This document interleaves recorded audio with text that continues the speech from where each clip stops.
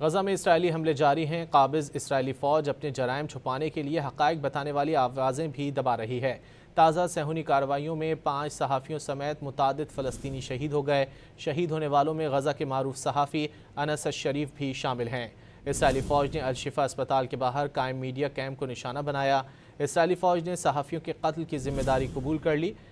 28 साला अनस शरीफ के साथ अल जज़ीरा के नुमाइंदे मोहम्मद, कैमरामैन इब्राहिम ज़ाहिर, मोमिन अलियो और मोहम्मद नौफिल शामिल हैं। हमले से कबल अनस शरीफ गजा में सेहूनी हमलों की रिपोर्टिंग करते रहे।